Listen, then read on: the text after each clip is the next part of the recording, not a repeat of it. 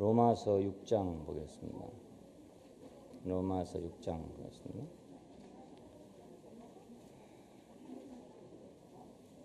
3절부터 읽습니다.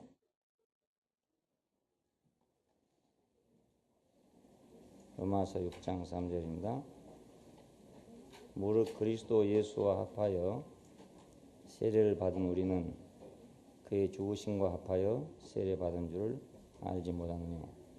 그러므로 우리가 그의 죽으심과 합하여 세례를 받음으로 그와 함께 장사되었나니 이는 아버지의 영광으로 말미암아 그리스도를 죽은 자 가운데서 살리심과 같이 우리로 또한 새 생명 가운데서 행하게 하려 함이니라. 만일 우리가 그의 죽으심을 본받아 연합한 자가 되었으면 또한 그의 부활을 본받아 연합한 자가 되리라. 우리가 알거니와 우리 옛사람이 예수와 함께 십자가에 못 박힌 것은 죄의 몸이 멸하여 다시는 우리가 죄에게 종노릇 하지 아니하려 함이니 이는 죽은 자가 죄에서 벗어나 의롭다 하심을 얻었습니다. 만일 우리가 그리스도와 함께 죽었으면 또한 그와 함께 살 줄을 믿노니 이는 그리스도께서 죽은 자 가운데서 사셨음에 다시 죽지 아니하시고 사망에 다시 그를 주장하지 못할 줄을 아노라. 거기까지만 읽겠습니다. 로마서 서입니다. 로마서의 중심을 어떤 사람들은 이제 믿음으로 의롭다함을 받는다는 말씀을 이제 중점으로 생각하는 사람도 있습니다. 물론 그것도 맞는 말이지만 꼭 그것이 중심은 아니라는 것입니다. 로마서를 쓴 목적은 그 정상적인 그리스도인으로서 교회 생활을 하기 위해서 이걸 썼는데 그 결론은 한 몸을 이루자 그것입니다. 정상적인 그리스도인으로서의 교회 생활, 그것은 한 몸을 이루는 것이다. 이것이 로마서의 요점이라고 할 수 있습니다. 성경에 있어서 그 정상적인 하나님의 관계는 어떤 것이냐? 그건 생명과 사랑의 관계입니다. 우리가 구약을 보면 율법의 관계죠. 그렇지만 그 율법도 알고 보면 하나님의 사랑에서 나온 것이고 그 백성을 사랑하기 때문에 준 것이니까 이것도 역시 사랑의 관계라고 할 수 있습니다. 맨 먼저는 생명의 관계였습니다. 우리가 창조 안에서 볼 때 우리 형상을 따라 우리 모양대로 우리가 사람을 만들자. 이렇게 했을 때 그 형상이라는 것은 실제가 있어야 형상이 있는 거니까 그 실제와 형상의 관계니까 이런 생명의 관계죠. 그리고 2장에 오면은 흙으로 사람을 빚으시고 생기를 불어넣으셨다. 그 생기는 살아있는 기운입니다. 생명입니다.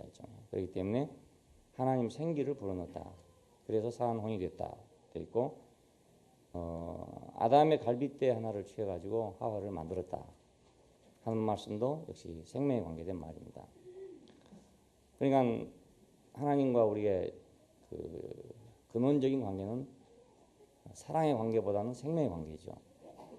물론 거기 사랑도 포함된다고 할 수 있지만 생명의 관계가 더 앞서 있다고 볼 수 있어요. 생명이 있어야 사랑도 있는 거지 생명이 없으면 사랑이 없잖아요. 우리가 살아있기 때문에 사랑할 수 있는 거지 살아있지 않다면 사랑할 수 없습니다. 그러니까 사랑이 먼저가 아니고 생명이 먼저라 할 수 있죠.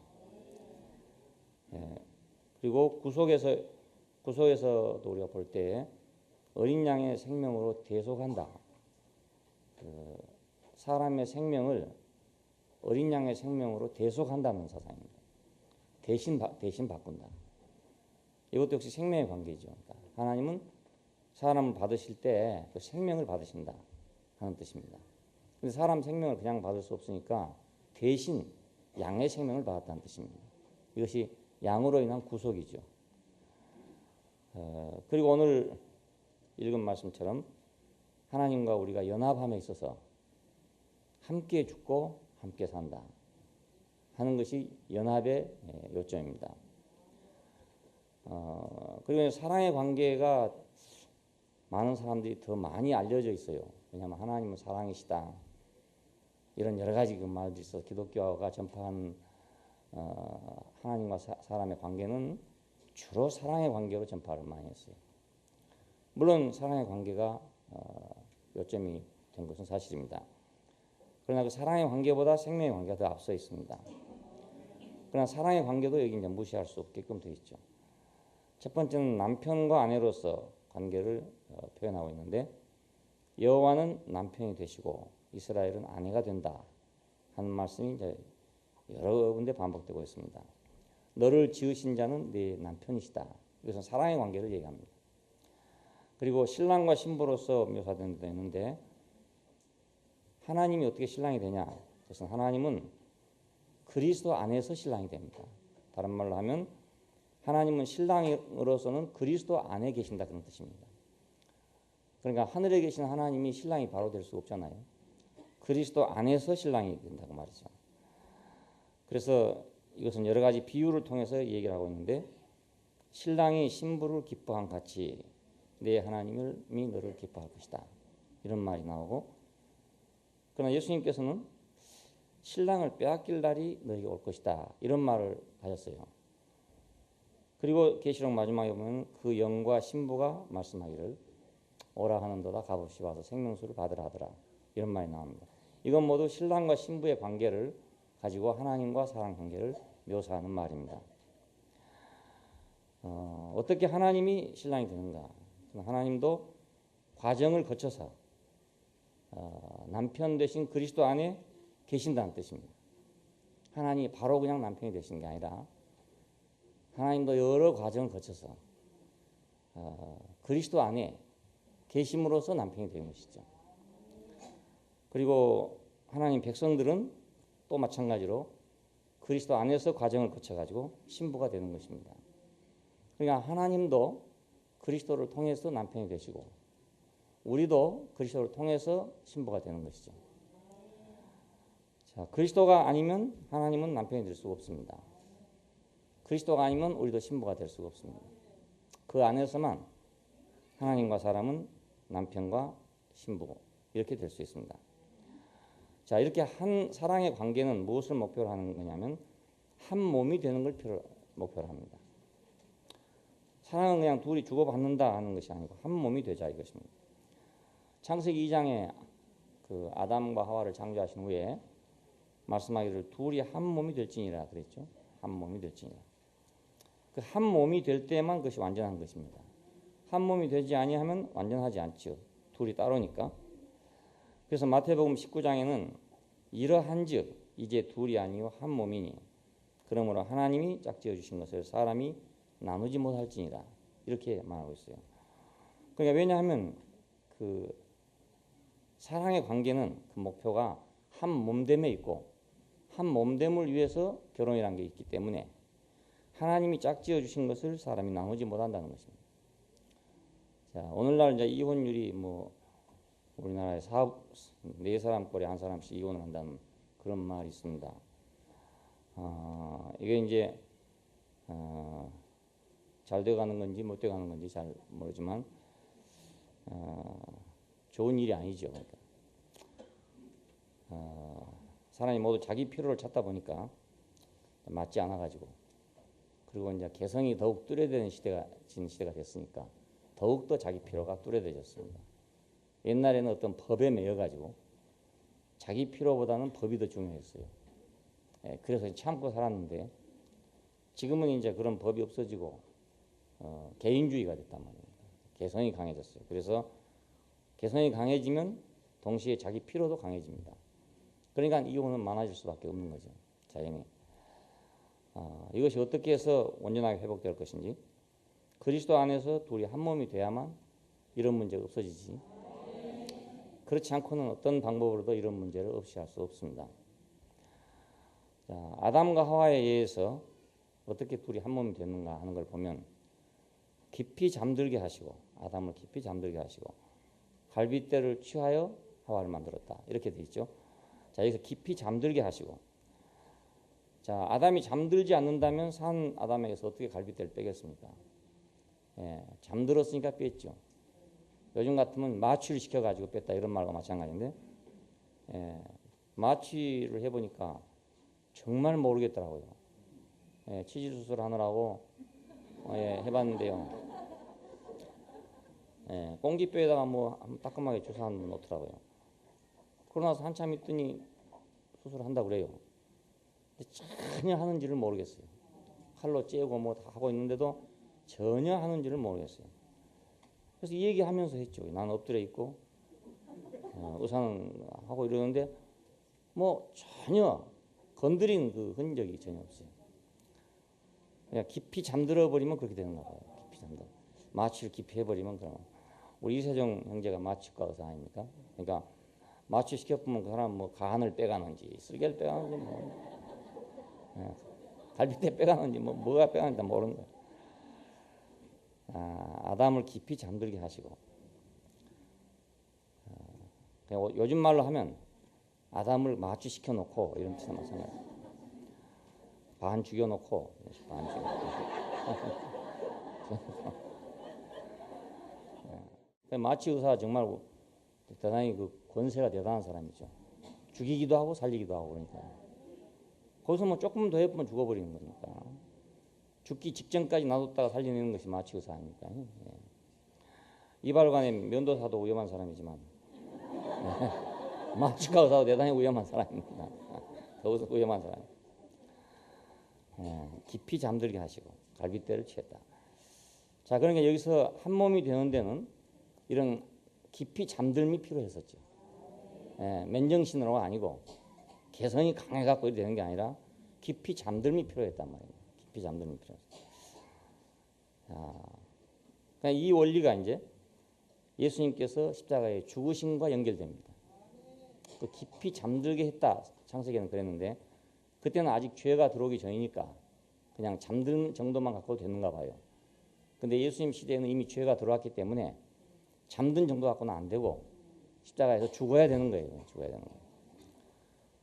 깊이 잠들게 하시고.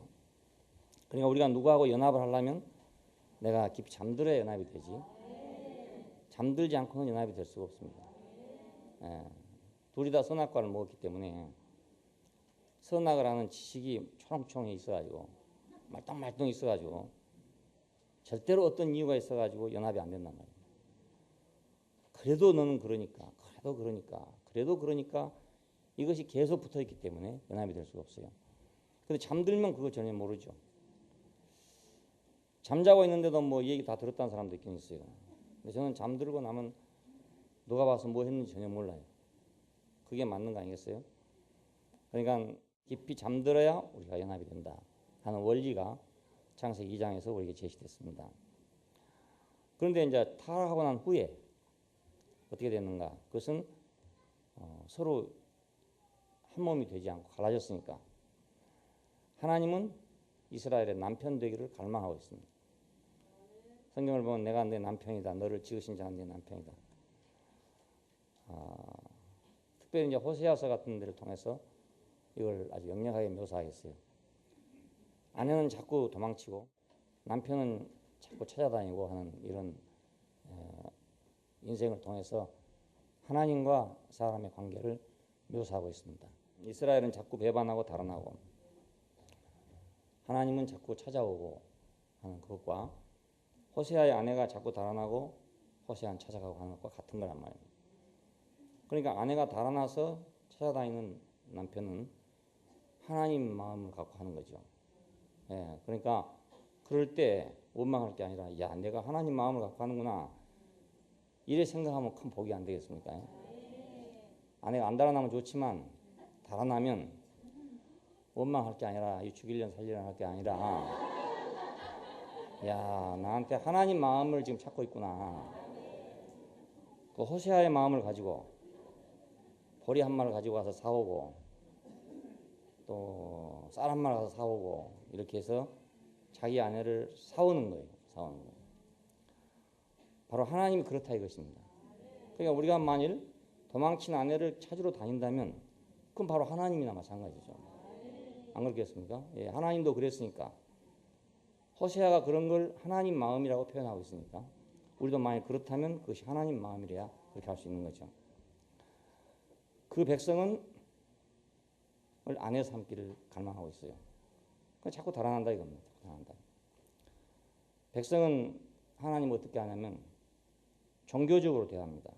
왜 종교적으로 대하게 되냐면 사람은 하나님을 필요할 때 뭐 때문에 필요하냐면 그의 그 전지전능성 때문에 필요를 합니다. 예, 하나님이 능력이 없다 그러면 아무도 하나님 안 찾아가요. 근데 하나님이 능력이 있다. 병도 고치고 사업도 잘하게 하고 죽은 자도 살리고 잘 믿으면 천당도 보내주고 뭐 이렇게 한다고 생각하기 때문에 모두 하나님을 찾고 있고 믿고 있어요. 사람은 자기 남편으로서 하나님을 찾고 있는 게 아니고 그 전능한 자로 능력이 있어서 자기가 못한 것을 도와줄 수 있는 자로 그렇게 하나님을 찾고 있다 그 말입니다. 이것이 종교적인 관계입니다. 그러니까 종교적인 관계로 하나님을 대하고 그렇게 하다 보니까 자꾸 경배만 한단 말이에요. 내가 뭔가 도움을 받으려면 자꾸 가서 사정을 해야 할 거 아닙니까? 예, 좀 해주십시오, 이래 주십시오, 저래 주십시오. 자꾸 사정을 해야 되거든요. 내가 도움을 받으려면. 그래서 항상 전능자로만 생각하기 때문에 하나님과 관계가 남편과 아내 관계가 되질 않고 종교적인 관계가 되고 말았어요. 특별히 율법과 성전 예배를 통해서 그들은 이것을 계속 표현하고 요구하고 있었습니다. 그러나 만일 지금 우리가 생각해 볼 때 어떤 여자가 남편을 대할 때 오직 남편이 전지전능한 자라고만 생각하고 그 남편을 대한다면 그건 진정하게 아내의 입장이 아닌 거죠. 그렇잖아요. 남편이 예를 들어 막 능력이 있어가지고 돈도 잘 벌어다 주고 뭐 모든 걸 다 잘한다. 그래서 우리 남편은 1등이야. 이렇게 생각한다면 그건 종교적인 관계지 그건 사랑의 관계라고 할 수 없단 말입니다. 남편이 못하면 아내라도 할 수 있어야 되고 그죠? 남편이 돈을 못 벌면 아내라도 벌 수 있으면 벌어야 되는 거지. 야, 너 그 능력도 없고 가거라. 이것은 종교적 관계지 그건 남편과 아내의 관계가 안 된단 말이에요. 내가 돈을 못 벌 때 내 아내가 돈을 벌어서 그 뒤치다거리를 해줬어요. 우리 교회가 돈이 없을 때 아무도 돈을 내지 못할 때 우리 집사람이 이제 일을 해가지고 그걸 충당을 해줬어요. 만일에 그때 우리 집사람이 야 당신 돈도 못 벌고 그 교회라고 학생들 한 20-30명 놔두고 말이지 그게 교회냐? 그러려면 해지자 이래 버렸으면 그랬으면 지금 황당하게 됐겠죠. 그렇죠. 순간의 선택이 평생을 좌우한다.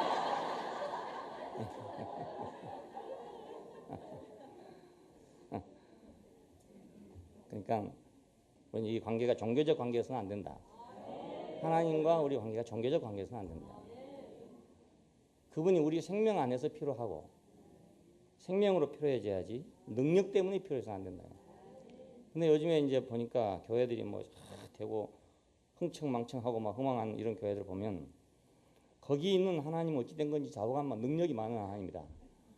그래서 사람들이 막 구름대처럼 모이는 거예요. 거기 가면 모든 게 된다. 갓바위에 왜 사람들이 많이 가는가? 갓바위 부처는 무슨 영험이 있대요. 영험이. 능력이 있대요. 그래서 그것이 부산 쪽을 바라보고 있잖아요. 그래야 부산 사람들이 제일 많이 옵니다. 예, 부산 사람들이 오면은 서원 성취가 잘 된대요. 그리고 갓바위 부처는 1년에 한 가지씩은 들어준대요. 소원을. 그러니까 종교적 관계가 되는 거죠. 그 돌부처하고 거기 간 사람들하고 어떤 관계냐? 남편과 아내 관계가 아니라 종교적 관계죠. 그럼 만일에 그 갓바위 부처가 오늘부터 이제 능력이 없다 이래버리면 아무도 거기 안 가겠죠. 오늘부터는 영험이 다 떨어져 버렸다 이래보면 아무도 안 갈 거예요. 누가 역선전 해가지고 갓바위 부처는 이제는 영험이 떨어졌다 이렇게 해버리면 아무도 안 올 겁니다. 이건 종교적 관계입니다. 근데 여호와는 남편 되기를 갈망하고 있고 그 백성은 아내 삼기를 갈망하고 있는데 백성들은 거꾸로 그를 종교적으로 모시려고 생각합니다. 전지전능성만을 요구하고 있다. 그러던 어느 날 이사야를 통해서 나는 이런 제사가 싫다 이런 말이 나오게 됐어요. 여기는 시편에 있는 말씀을 읽어야 되겠는데 주는 제사를 즐겨 아니하시나니 주는 번제를 기뻐하지 아니하신다 하는 말이 나왔습니다. 왜냐하면 제사를 자꾸 드리고 번제를 자꾸 드리는데 왜 그걸 싫어하겠습니까? 하나님이 요구할 때는 둘이 결혼 생활을 하자 해서 제사를 드리자 그런 겁니다. 그런데 이 사람들이 올 때는 제사를 드리는 건 뭐 때문에 오냐면 결혼 생활을 위해서 결혼 제사를 드리는 것이 아니라 전능하신 자에게 제물을 드림으로써 그 무엇을 받을 수 있다고 생각하기 때문에 왔단 말입니다. 그래서 내가 기뻐하지 않는다 이 말이 나오게 됐습니다. 이러던 사람들은 결국 어떻게 되는가? 그 하나님이 영험이 없으면 우상을 섬기는 것입니다. 성전에 가서 제사를 드렸는데 뜻대로 안 됐다. 그럼 어디로 가냐? 바알 신당으로 간다. 오늘날도 안 그러겠습니까? 교리적으로 막 묶어놔서 그렇지. 교리적으로 묶어놓지 않으면은 예배당에 가서 좀 기도하다가 안 되면 불당에 가서 좀 기도하고, 불당에 가서 기도하다 안 되면 바닷가에 가서 하고 이렇게 안 하겠습니까? 그러니까 사람들이 이런 하나님을 찾는 이상 하나님과 사람 관계가 남편과 아내의 관계가 되지 못하고 사랑의 관계가 될 수가 없는 것입니다. 이것은 종교적 관계밖에 될 수가 없어요. 그러나 하나님에게는 한 몸이 필요합니다. 자기가 전능한 자가 돼서 무엇을 많이 주고 혜택을 주는 그런 존재가 되는 게 바라는 게 아니고 한 몸이 되자. 너와 내가 한 몸이 되자. 생명과 사랑 안에서 한 몸이 되자. 이걸 지금 바라고 있습니다. 그러니까 로마서는 지금 뭐의 중점이 되냐면 어떻게 하나님과 사람이 한 몸이 될 수 있는가. 여기에 대한 해답을 주기 때문에 이게 아주 중요한 말씀입니다. 우리가 이스라엘 속에서 나타난 아름다운 사랑의 얘기가 있는데 이것이 아가서입니다. 그래서 완전한 사랑의 얘기인데 사람으로서는 이렇게 완전한 사랑을 할 수가 없어요. 그런데 이렇게 아가라는 그 연가가 나왔단 말입니다. 연애하는 노래예요. 근데 인간과 인간 사이에 이런 사랑이 과연 있겠는가? 그래서 이것을 하나님과 사람의 사랑을 묘사한 것이다. 이렇게 보는 겁니다. 이스라엘 사람들은 아마 이 아가서를 결혼식 날 이렇게 곡조에 맞춰서 노래를 하고 이렇게 하는 노래들이에요. 아가서를 보면 맨 처음에 그 신부의 모습은 바로의 병거의 준마의 모습이었습니다. 그 준마는 아주 좋은 말이죠. 그러니까 힘이 있고 팔팔하고 강하고 뚜렷하고 아주 목표를 향해서 잘 달려가고 아주 좋은 말입니다. 그 임금에 타는 말이니까 얼마나 좋은 말이겠습니까? 근데 이 말은 참 그렇게 좋은 말인데 이 말 그대로는 이대로는 완전한 사랑에 이를 수가 없어요. 그 여자가 똑똑하다 해서 사랑에 이를 수는 없습니다. 그것만 갖고는 안 된단 말이에요. 음식을 하려면 재료도 물론 좋아야 되지만 좋은 재료라야 좋은 음식도 나오지만은 아무리 좋은 재료라도 그것이 막 뜨거운 불에 익고 이렇게 안 되면 좋은 맛이 안 나잖아요. 여기서 바로의 병거의 준마는 그런 말과 같습니다. 아주 좋은 재료와 같습니다. 근데 여기서 신랑은 그렇게 말합니다. 너의 목에 금사슬에다가 내가 은을 박아주겠다 이렇게 말합니다. 자, 이 은은 구속을 상징합니다. 그래서 이렇게 흠이 없는 말에다가 왜 은을 박아준다고 하는가? 모든 데 완벽한 이 말에다가 왜 은을 박아준다 하는가? 이것은 둘이 하나 되기 위해서 은이 필요하기 때문에 그렇습니다. 구속이 필요하기 때문에. 두 번째, 이제 이런 관계로서 사랑이 익어가다가 두 번째 나타나는 현상은 가시밭의 백합화입니다. 가시밭의 백합화는 자기 스스로 향기를 내려고 해서 내는 게 아니라 가시가 찌르기 때문에 할 수 없이 향기를 내는 그런 향기입니다. 가시밭의 향기니까. 자, 이제 바로의 병거의 준마는 자기 뜻대로 힘이 있고 자기 뜻대로 팔팔하고 자기 뜻대로 강하고 자기 뜻대로 뚜렷하고 자기 뜻대로 목표를 향해서 달려가는 존재지만은 가시밭의 백합화는 자신의 뜻대로가 아니라 찔림을 통해서 향기를 내고 있단 말이에요. 자기는 안 찔리고 싶을 거라 백합화가 그렇지 않겠어요? 그런데 찌른단 말이에요. 그런데 할 수 없이 향기가 나고 있는 거예요. 이때 신랑은 말하기를 일어나서 함께 가자 그럽니다. 함께 가자. 그 함께 가는 길은 그러니까 내 뜻대로 가는 길이 아니고 찔려서 향기가 나는 그 길이라 그런 뜻입니다. 자, 신랑이 그런 길로 가기 때문에 신부를 향해서도 역시 마찬가지로 일어나서 함께 가자. 가시밭에 백합화. 3장에 가면 연기 기둥과 같다 그렇게 했는데 기둥하면 우리가 이제 튼튼한 걸 얘기하잖아요. 대리석 기둥인데 여기서는 대리석 기둥이 아니라 연기 기둥입니다. 이건 아주 부드러운 기둥이라는 뜻입니다. 부드러운 기둥. 왜냐하면 그분에 의해서 움직이는 그런 기둥. 연기 기둥이니까 바람이 불면 이렇게 움직이고 저렇게 불면 저렇게 움직이고 그렇게 되겠죠. 의지와 감정과 생각이 그 신랑에 의해서 움직여진다 이거예요. 이렇게. 왜? 지금 사랑이 무르익어져 가니까. 사랑이 들어오면 여자들은 부드러워지잖아요. 사랑이 없어지면 여자들은 고양이처럼 없어져요. 사랑이 들어가면 부드러워지는 거예요. 그러니까 뭐 순한 여자가 따로 없어요. 따로 없고 사랑이 없으면 막 악랄해지고 사랑이 들어오면 부드러워지고 연기 기둥처럼 됐다 이거. 연기 기둥처럼 함께 가다 보니까 사슬의 은을 받고 함께 가다 보니까 연기 기둥처럼 됐다. 그리고 3장 9절에 가면 하나의 연으로 등장하게 됩니다. 가마죠. 가마. 신랑을 싣고 가는 1인승 가마입니다. 이것은 신랑이 자신의 인격이 됐다는 걸 의미합니다. 이제 이거 연합의 과정입니다. 이렇게 둘이 하나 돼 가는 과정. 연기 기둥과 같은 연이라고 돼 있어요. 그러니까 이 연이 자기를 위한 연이 아니라 그 신랑을 싣고 가기 위한 그런 연입니다. 기둥은 은이고 바닥은 금이고 자리는 자색이다 이렇게 돼 있어요. 담이라고 되어 있는데 그 기둥이 은이래요. 은. 구속을 상징하는 은이래요. 그리고 4장에 가면은 동산이 됐다. 각종 과일들이 풍성하게 나오는 동산이 됐다 그럽니다. 에덴 동산 할 때 이 동산입니다. 이 동산은 과일들이 있는 의미에서는 과수원이고 쉰다는 의미에서는 그 공원이고 그렇습니다.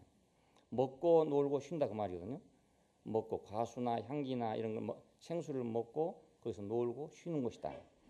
이건 신랑이 노는 동산이 됐다 그 말입니다. 그러니까 신랑이 편안한 안식처가 됐다 그런 뜻입니다. 왜? 사랑이 그렇게 되니까. 그러니까 총각들은 어디가 세상에 이런 처녀가 없을까 하고 찾아다니지만 원래부터 이런 처녀는 없습니다. 원래 이런 처녀는 없고 이렇게 만들어지는 거다 그럽니다. 준마에서 백합화로, 백합화에서 연기기둥으로, 연기기둥에서 연으로, 그리고 동산으로 이렇게 만들어져 가는 거죠. 그러니까 자기가 만들어 가지고 자기가 가시방석에 사는 거예요. 자기가 매일 나쁘게 해놓으면 가시방석이 돼버린 거라. 난 집에 들어가기 싫어. 이 마누라 때문에 집에 들어가기 싫어.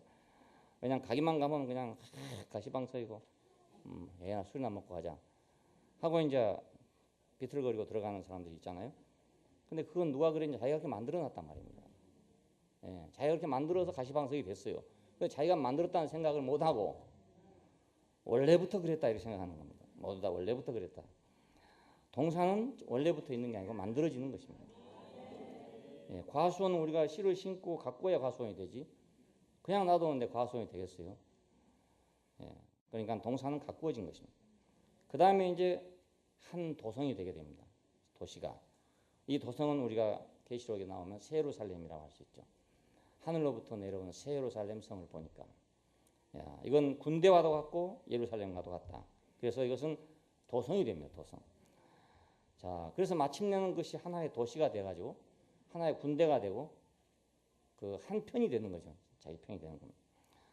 이건 모두 만들어지는 과정입니다. 하나의 준마가 도성이 될 때까지 무엇을 통해서 이렇게 만들어졌다는 뜻입니다. 무엇인가를 통해서 만들어졌다. 갈빗대를 빼서 하와를 만들었다. 잠들게 해서 갈빗대를 뺐다. 여기서 저절로 됐겠어요. 바로의 병거의 준마가 어떻게 백합화가 되고 기둥이 되고 연이 되고 동산이 되고 그 다음에 예루살렘이 됐겠어요? 저절로 된 것이 아니고 깊이 잠들고 갈빗대를 뺏기고 그런 동안에 이렇게 됐다 그 말입니다. 부부라는 면에서 우리는 하나님과 사람 관계를 사랑의 관계라고 말하고, 사람이라는 인간이라는 관계에서 생명의 관계로 이렇게 표현을 하고 있어요. 자, 로마서의 이제 중점은 바로 여기 있습니다. 어떻게 하나님과 사람, 그리스도와 교회, 그것이 어떻게 한 몸이 될 수 있는가? 사랑하면 한 몸이 되는 건가? 우리가 인간적인 경험 안에서 본다면 사랑한다고 해서 한 몸이 되는 게 아니거든요. 사랑해도 둘은 둘이라, 그냥 둘은 둘이라. 그러니까 언제든지 헤어지죠. 사랑을 해서 한 몸이 된다면 헤어지겠어요? 못 헤어지죠. 근데 결혼해갖고 뭐 사랑 안 해본 사람 있겠습니까? 다 해봤겠죠. 다 해봐도 한 몸이 안 되기 때문에 또 갈라지는 거라고요. 자, 그러니까 이것이 숙제죠. 어떻게 사랑이 한 몸이 되게 되는가? 사랑 때문에 어떻게 한 몸이 되게 되는가? 자, 이 문제를 지금 로마서 6장에서 우리에게 보여주고 있습니다. 각각 다른 성, 하나님과 사람은 이성이라 할 수 있습니다. 남자와 여자가 이성이듯이 하나님과 사람도 이성간입니다. 이성간. 전혀 다른. 근데 이것이 어떻게 한 몸이 될 수 있는가? 그래서 남자와 여자가 결혼해가지고 사랑을 통해서 한 몸이 되려고 애를 씁니다. 한 몸이 되려고 아무리 애를 써도 한 몸은 안 되는 거예요. 한 몸이 되지 않아요. 아담과 하와의 계시, 아담과 하와를 통해서 우리가 보여준 것은 어떻게 하나가 됐는가? 사랑해서 하나 됐는가? 그게 아니고 생명으로 하나 됐다는 걸 보여줍니다. 그 창세기 2장에는 동산이란 말이, 사랑이란 말이 없어요. 숨이란 게 나오고 생기란 게 나오고 갈빗대란 게 나오고 그렇습니다. 이건 생명을 얘기합니다. 생명으로 하나 된다는 걸 보여줬어요. 근데 왜 그러면 그 다음에는 이스라엘과 하나님과의 사이는 계속 사랑의 얘기를 하고 있는가? 그것은 타락했기 때문에 그렇다 이거예요. 타락했기 때문에 하나님의 사랑이 필요했던 것입니다. 도망치니까 사랑이 필요했죠. 뭐. 도망 안 쳤으면 사랑이 안 필요한데 도망을 치다 보니까 사랑이 필요한 거예요.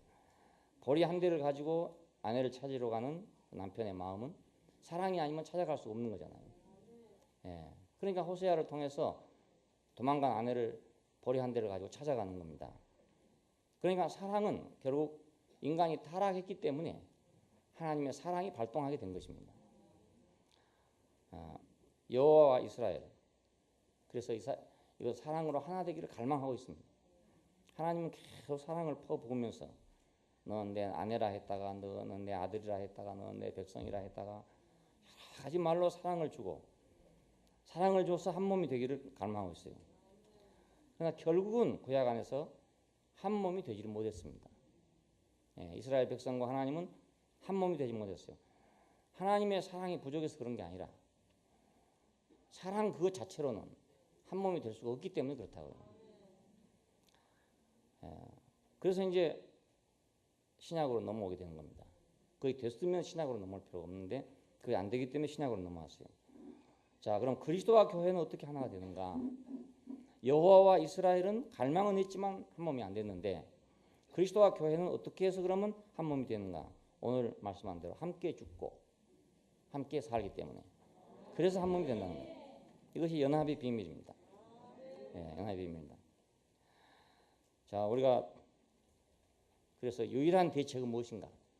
하나님과 사람이 하나 될 수 있는 유일한 길이 무엇인가? 이것을 십자가라고 하는 걸 알 수 있습니다. 거기서 하나가 되는구나. 딴 데서는 절대로 하나가 되지 않는구나. 뭐 아무리 좋아서 사랑한다 해도 하나가 될 수가 없구나. 십자가 없이는 하나가 되지 않는구나. 하나님이 그만큼 이스라엘을 사랑했어도 하나가 되지 못했어요. 또 그 중에 이스라엘 백성 가운데 또 하나님을 그렇다고 다 사랑하지 않는 건 아니지 않겠습니까? 아주 무지무지하게 사랑하는 사람도 있었을 거란 말입니다. 그래도 하나가 되지는 못했어요. 우리가 기독교 역사를 통해서 보면 하나님의 사랑을 어떻게 절실히 느낀 그런 사람도 있습니다. 그래서 가슴 깊이 막 그 하나님의 사랑을 느껴가지고 자기 생명을 버릴 것을 두려워하지 않고 죽는 자리로 끌려가고 선교지로 가고 이렇게 한 사람들이 수없이 많았어요. 그건 오로지 하나님의 사랑 때문에 하나님이 자기를 사랑했다 하는 이유 때문에 그렇게 됐어요. 예, 그런 사람 참 특이한 사람들이죠. 어떻게 보이지도 않는 하나님이 자기를 그렇게 사랑했다는 걸 알고 자기 목숨을 버리러 갔을까? 생각해 보면 참 기이한 일이라고 할 수 있어요. 저는 그것이 잘 안 돼가지고 늘 마음에 죄책이 있었어요. 하나님이 자기 아들을 내주기까지 사랑했는데 그렇다면 나도 내 목숨을 내주기까지 사랑해야 될 텐데 어째서 나는 그런 마음이 안 생길까? 이러면 두려운 생각이 나고 죄책이 생기고 그렇죠. 너는 하나님을 사랑하느냐? 이렇게 물으면 예, 사랑합니다. 이렇게 대답하기 어렵고 예, 좋아합니다. 이렇게 되지만 사랑합니다는 잘 안 된단 말입니다. 어떤 사람은 정말로 사랑해가지고 그리고 어떤 사람은 정말로 사랑하기 때문에 수도원에 들어가서 평생을 오직 그 하나님만 사모하고 산다는 거예요. 자기 일생을 버리고 산다는 거예요. 청춘을 다 버리고 산다는 거예요. 참 대단한 일이라고 할 수 있어요. 근데 이제 와서 보니까 그건 내가 잘 모르겠어요. 왜 모르겠는데 연합하는 것은 그걸로 연합되는 건 아니구나. 그걸로 연합되는 게 아니구나. 아담과 하와의 경우에서 그는 왜 연합이 안 됐던가? 왜 실패했던가? 그것은 사랑이 없어서가 아니고 생명나무가 없어서입니다. 그게 요점은 생명나무입니다. 이 생명나무는 바로 십자가입니다. 십자가입니다. 주렁주렁 과일이 열리는 살아있는 나무가 아니라 이것은 제제목에 해당됩니다. 제제목. 십자가에 해당됩니다. 생명나무가 없어서 결국 하나님이 짝지어 주신 것이 실패가 되고 말았습니다. 누가 너들 이걸 먹으라 하더냐 그러니까 당신이 내게 지어줘가지고 아내를 삼아준 저 하와가 먹으라 해서 먹었습니다. 이렇게 돼버렸습니다. 갈라져 버리고 말았죠. 여호와하고 이스라엘 사이에는 왜 하나가 안 됐던가? 여기 역시 마찬가지로 제사가 있었지만 그것은 의식화되어 있었고 율법이 있었지만 그것은 형식화되어 있었기 때문에 제사가 왜곡되고 율법이 왜곡되고 그래 됐습니다. 그래서 하나가 안 됐습니다. 이 원인은 생명나무가 없어서 그렇습니다. 하나님과 이스라엘 백성 사이에 그 아름다운 제사가 있고 완전한 율법이 있었지만 거기에 생명나무가 없기 때문에 이것을 시행할 수가 없었어요. 시행할 수가 없었어요. 우리는 십자가 없이는 하나님의 말씀을 한 개도 실천할 수 없다는 걸 알 수 있습니다. 하나도 실천할 수 없어요. 십자가 없이 우리가 하나님의 말씀을 실천한다면 그건 그냥 왜곡된 것에 불과합니다. 형식에 불과합니다. 겉모양에 불과합니다. 안식일을 거룩하게 지킨다고 금요일날 해질 때부터 토요일날 해질 때까지 일을 안 한 사람도 있잖아요. 그러면 율법의 규례는 확실히 지키고 있지만 만약 그 사람이 십자가가 없이 그걸 지킨다면 그것은 오히려 안식일을 왜곡시키고 있는 것에 불과해요. 그러니까 십자가가 없는 데서는 어떤 경우에도 율법의 어떤 것도 지킬 수 없다는 사실입니다. 왜? 그분과 한 몸이 안 되니까. 그분과 한 몸이 안 되니까 그분의 마음과 내 마음이 다르단 말입니다. 한 몸이란 말은 한 몸이라야 마음이 같고 생각이 같을 거 아니겠습니까? 그런데 한 몸이 아니니까 어떤 경우에도 다르죠. 어떤 경우에 다르죠. 자, 그러니까 제사와는 의식화되고 율법이 교리화되고 생명나무가 없기 때문에 그랬어요. 그래서 왜곡된 제사를 계속 드리고 있었습니다. 그러니까 내가 번제가 싫다 이런 말이 나오게 됐죠. 하나님이 그 번제를 원했는데 번제가 싫다 이렇게 나왔어요. 자, 그리스도와 교회를 우리가 볼 때 사도시대 이후에 교회는 어떻게 됐는가? 기독교화 됐습니다. 기독교화. 소위 오늘날의 기독교가 된 것이 거기서부터 시작해서 기독교화 됐습니다. 국교를 거쳐서 로마교라는 국교를 거쳐서 그래서 이제 지금 개신교 이렇게 거쳐왔는데 기독교화 됐다는 것은 이건 생명나무를 왜곡시킨 걸 의미합니다. 기독교화 됐다는 것. 아까 하나님은 남편 되시기를 원하는데 이스라엘 백성들은 전지전능자를 필요로 하고 있었다. 그래서 종교적 관계가 됐어요.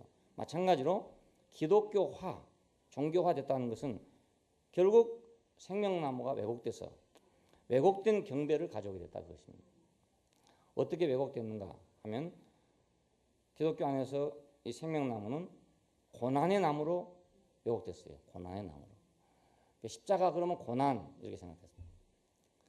그건 그 사람 내 십자가야. 그 남편이 내 십자가야. 어떤 사람은 내 마누라가 내 십자가야. 그럼 고통스럽다 그 말이 고통스럽다. 십자가란 말이 그렇게 고난의 대명사가 됐습니다. 예. 왜냐하면 그 기독교가 그렇게 전파했기 때문에 그렇습니다. 물론 고난도 고난이죠. 그러나 그건 우리가 눈으로 볼 때 십자가에 달려 얼마나 아플까 이렇게 생각하는 데서 나온 말이죠. 얼마나 아플까. 근데 십자가의 의미는 고난은 하나의 결과가에 불과하고 그 의미는 끝남을 의미합니다. 끝난다, 끝났다. 그러니까 이 기독교화를 회복하려면 이걸 다시 회복시키려면 생명나무를 다시 회복시켜야 됩니다. 다시 말해 십자가의 의미를, 십자가의 정의를 회복시켜야만 기독교화가 없어지고 신랑과 신부의 관계가 되지. 그렇지 않고는 기독교화가 계속 갈 수밖에 없어요. 예. 그래서 오늘날 십자가에 대한 정의가 새로워져야 된다고 생각합니다.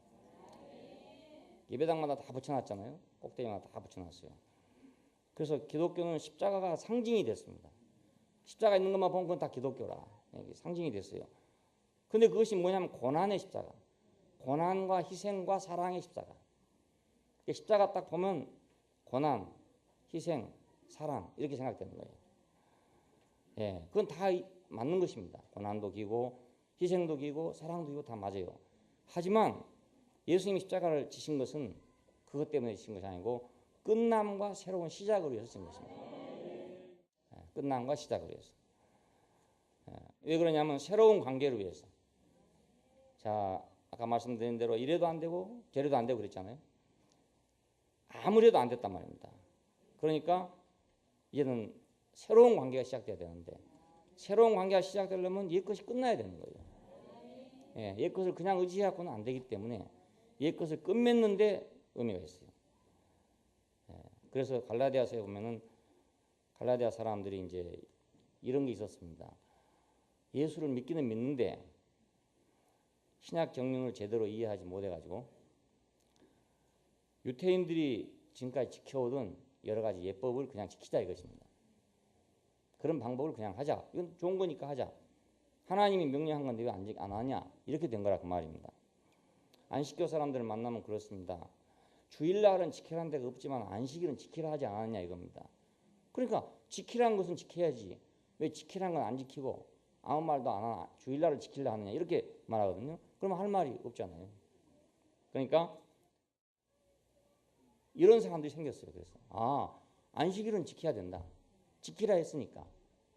또 월삭을 지키라 했으니까 지켜야 된다. 이렇게 주장하는 사람들이 생겼어요. 그래서 갈라디아서를 썼습니다. 어리석도다 갈라디아 사람들아. 예수께서 십자가에 못 박혀 죽으신 것이 밝히 너희 눈앞에 보이거늘 누가 너희를 꾀더냐. 갈라디아 3장에 보면 그래 나옵니다. 예, 밝히 너희 눈앞에 예수께서 죽으신 것이 보이거늘 누가 너희를 꾀더냐. 그 죽었다는 말은 왜 하냐면 그 죽음 안에 모든 것이 다 끝났다 그것입니다. 다 끝났다. 옛사람이 끝나면 옛사람과의 관계를 가졌던 모든 것이 다 끝나고 옛사람이 끝나면 옛사람에게 맺어진 협약이 다 끊어진다 그 말입니다. 율법은 하나님과 이스라엘 백성 사이에 여호와와 이스라엘 백성 사이에 하나의 협정입니다. 협정. 그럼 그 사람이 죽어버리면 협정이 파괴되는 거라고요. 그렇지 않겠어요? 내가 어떤 사람한테 돈을 빌려주고 그 사람하고 나하고 증서를 썼어요. 증서를 썼는데 그 사람이 죽어버리잖아요. 그럼 이 증서는 무효가 되어버리는 거야. 그래 마찬가지로 여호와와 이스라엘 백성 사이에 맺어진 협약은 옛사람인 이스라엘이 죽으면 그러면 그 협약이 끝난다 그 말입니다. 그러니까 안식일을 지켜라 했던 협약도 끝나고 또 뭐 월삭을 지켜라 했던 것도 끝나고 이건 다 끝났다 그 말입니다. 밝히 너희 눈앞에 보이거든 누가 너희를 꾀더냐 이것입니다. 그러니까 십자가는 끝남과 시작을 위해서 있는 것입니다. 자, 오늘날도 그렇기 때문에 지금 십자가 바로 필요합니다. 기독교화가 끝나려면 십자가 필요합니다. 종교화가 끝나려면 십자가 필요합니다. 네, 기독교도 끝나고 그래야 불교도 끝나고 다 끝나죠. 기독교는 안 끝나고 불교만 끝나라. 이거 안 되는 거거든요. 근데 누가 무엇이 기독교도 끝내고 불교도 끝내고 마호메도 끝내고 다 끝낼 수 있는 재주가 누가 있습니까? 이 세상에 아무도 그걸 끝낼 사람이 없습니다. 예. 하나님도 그걸 끝낼 수가 없어요. 계책은 십자가밖에 없어요. 예. 십자가에 오면 다 끝나버리고 말합니다. 이 밑에 절도 있고 요 위에도 절도 있고 다 있습니다만 우리가 만약 십자가가 분명하게 제시된다면 절이 있거나 말거나 이거 전혀 상관이 없어요. 우리가 기독교라고 가서 뭐 기독교입니다 할 필요도 없고 그 사람들 보고 당신들은 불교예요 이렇게 할 필요도 없어요. 끝나면 옛 것은 다 끝나니까. 한꺼번에 다 끝나니까. 옛사람 안에서 기독교도 있었고 옛사람 안에서 불교도 있었고 옛사람 안에서 모든 거 있었어요. 그러니까 옛사람이 끝나면 모든 것이 다 끝나는 거예요. 자, 그러니까 우리가 하나님과 우리의 정상적인 관계를 회복하려면 바로 이 생명나무로 돌아가는 이 길로 회복돼야 정상적으로 돌아가야 됩니다. 이걸 위해서는 십자가에 대한 정의부터 회복돼야 된다. 고난과 희생과 사랑이라는 정의에서 끝남과 시작이라는 정의로 정의가 바꿔져야 된다.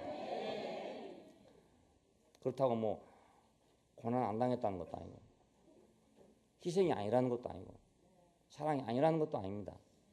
그걸로는 새로운 경륜, 신약 경륜 안으로 들어올 수가 없기 때문에 하는 말입니다. 그것은 구약에도 얼마든지 있습니다. 구약에도 고난도 있고 희생도 있고 사랑도 있고 다 있어요. 그러나 새 언약, 신약 경륜 안에 들어오는 것은 그것만으로 들어올 수가 없어요. 끝나지 않고는 새 언약 안으로 들어올 수가 없어요. 그러니까 십자가의 정의는 끝남과 시작으로 바꿔져야 되죠. 이것이 회복시켜져야 된다. 원래가 이것이었으니까. 그래야만 우리가 한 생명으로 교회를 건축할 수 있게 됩니다. 한 생명으로. 한 생명으로 교회를 건축한다는 말은 또 넓게 말하면 한 생명으로 인류가 다시 건축될 수 있어요. 한 생명으로. 이것이 바로 생명의 건축입니다. 이건 아담과 하와에게서 계시되었던 바로 그 건축이죠. 갈빗대를 빼서 하와를 만들었더니 이는 내 뼈 중에 뼈, 살 중에 살이라. 그렇게 말하지 않았어요? 바로 이것의 회복입니다. 생명의 건축이니까.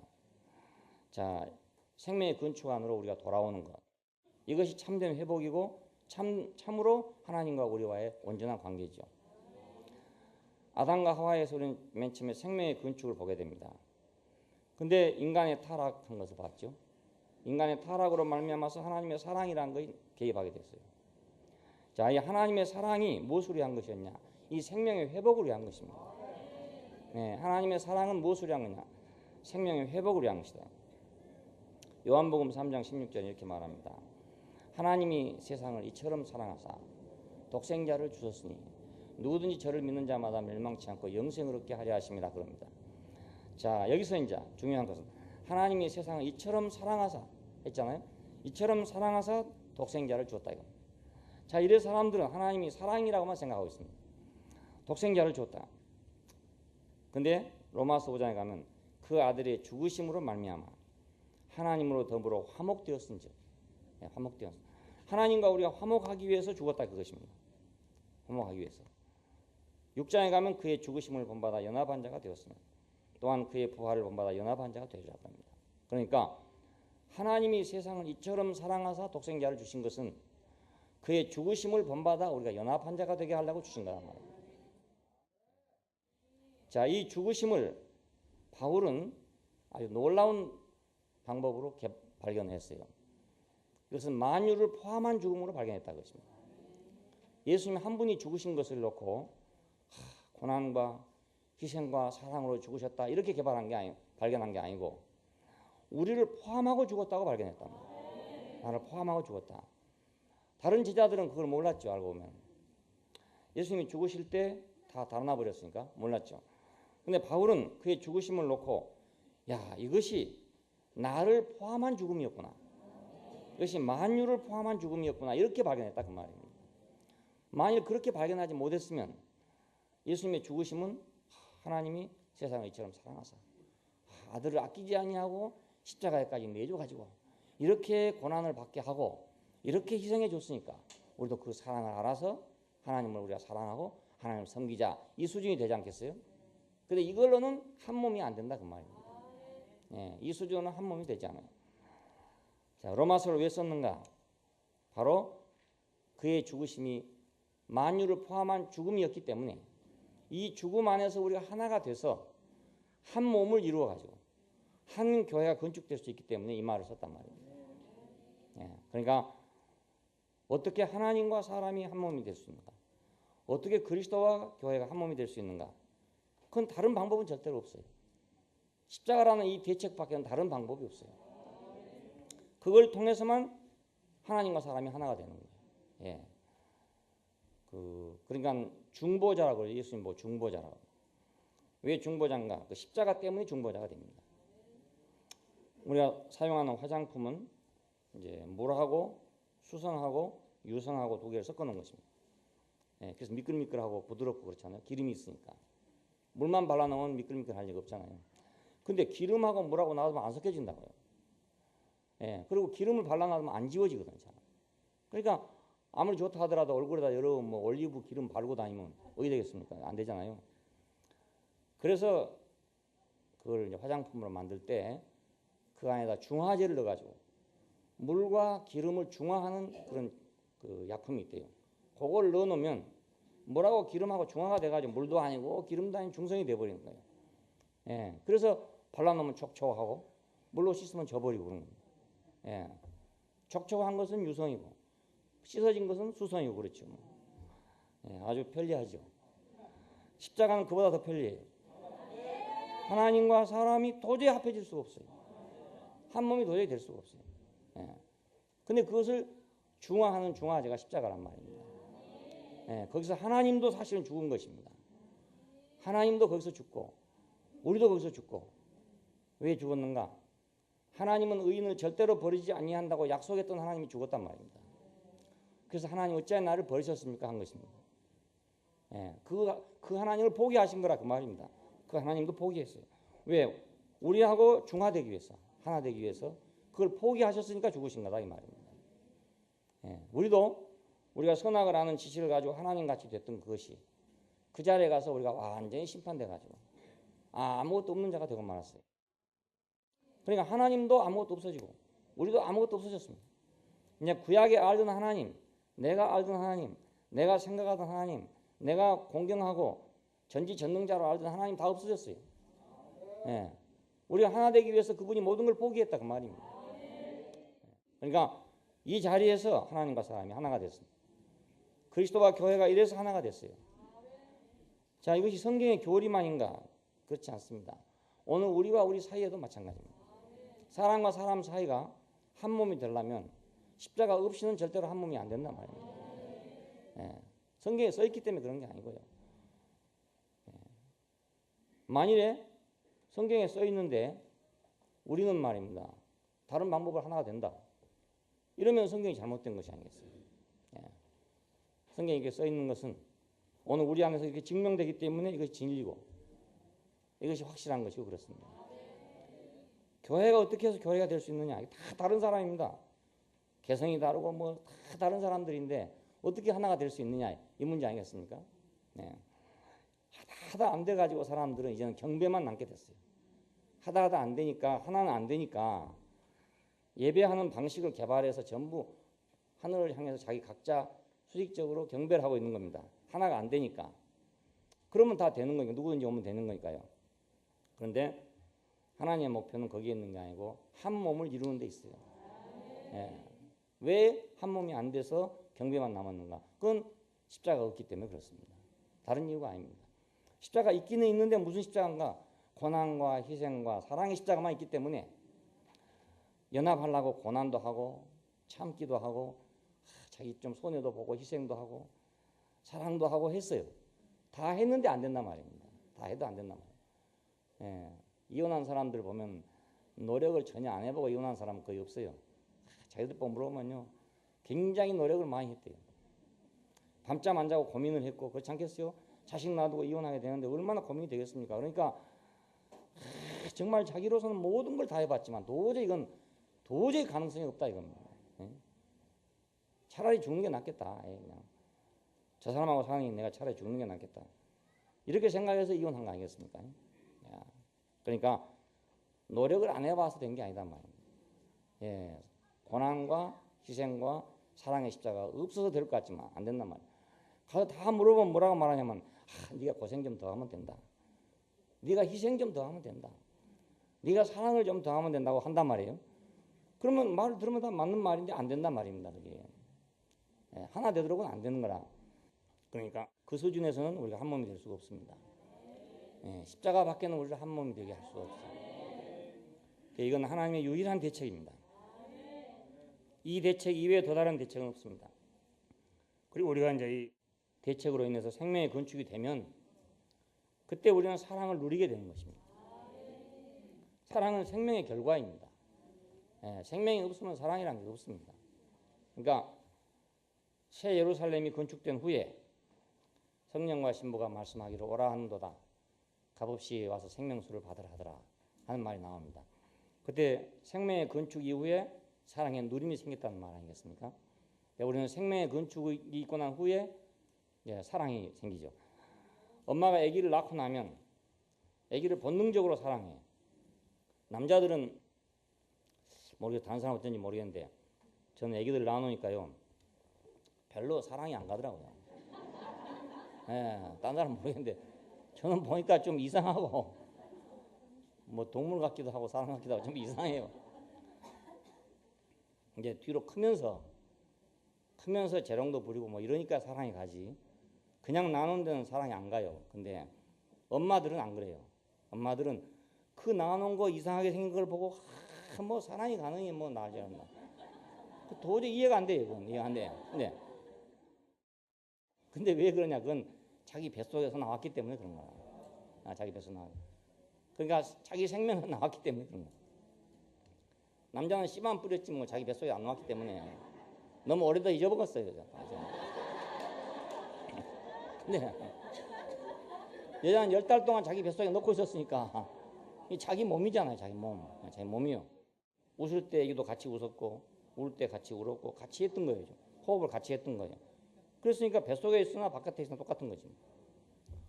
그 여자가 보는 애기하고 남자가 보는 애기하고는 다른 것 같아요.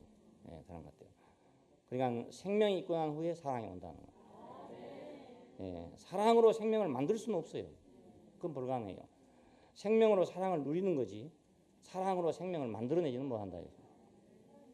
생명의 건축 이걸 위해서 유일한 대책은 십자가입니다. 자, 이 새 생명으로 사는 것, 죽고 다시는 새 생명으로 사는 것, 이것이 정상적인 그리스도인의 생활입니다. 이 정상적인 그리스도인의 생활이 바로 교회 생활입니다. 이 교회 생활은 한 몸을 이루기 위한 것입니다. 로마서는 바로 한 몸을 이루기 위해서 있는 책입니다. 믿음으로 의롭다함을 받는다 하는 걸 위해서 있는 게 아니고 한 몸을 건축하기 위해서 있습니다. 12장에 가면 이제 한 몸에 대해서 얘기합니다. 마지막 결론은 한 몸입니다. 우리가 정상적인 그리스도인으로서 한 몸을 이루기 위한 교회 생활 안에 우리가 들어온 것은 그 하나님의 우주적인 프로젝트 안에 우리가 들어와 있는 것입니다. 그러니까 이 놀라운 계획 안에 내가 있다는 사실을 우리가 깊이 인식해야 됩니다. 기도하십시다.